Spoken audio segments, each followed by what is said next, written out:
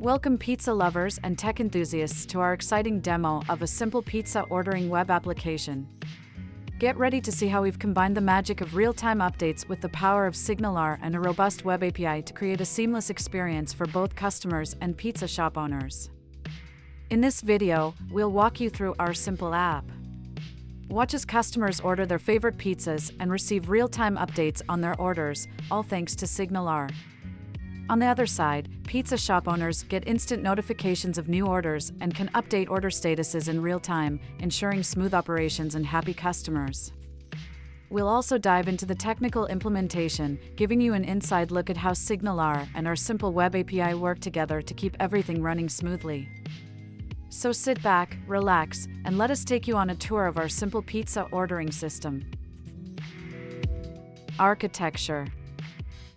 Our project has three main components: a web API with SignalR Implementation, a customer HTML page with SignalR Connectivity, and a pizza shop admin HTML page with SignalR Connectivity.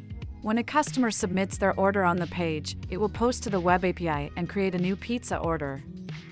The order service notifies the SignalR Hub to communicate to the admin pizza shop owner page that a new order has been placed. That SignalR callback method on the page triggers the page to call the web API, get all pizza orders, and refresh the page with the new orders. When the pizza shop owner changes the order status, a patch request is sent to the web API to update the order status.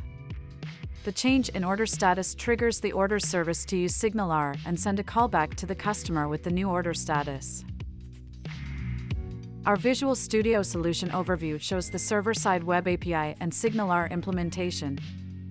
The customer and pizza shop web pages are also shown in the solution and with this demo, hosted on the same server. With SignalR, you are not limited to hosting the HTML pages on the same server. If you do decide to host elsewhere, you will need to update the CORS definition for your server to allow requests from other places. SignalR server-side setup.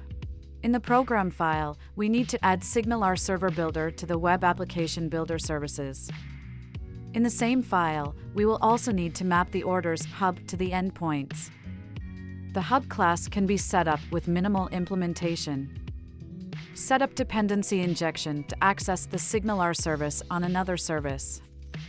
Use the injected service to access SignalR implementation. In this example, we send a message to the subscribed topic receive order update on the customer pizza order page. We send the message only to the specified SignalR connected user with the connection identifier. Other SignalR service features are available. SignalR client-side setup.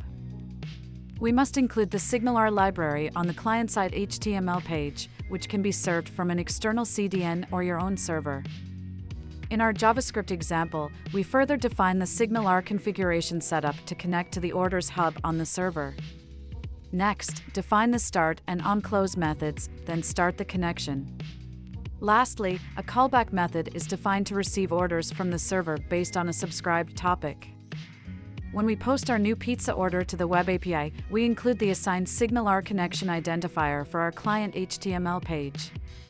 This connection identifier ensures that only targeted updates about our specific order are sent to our client browser window.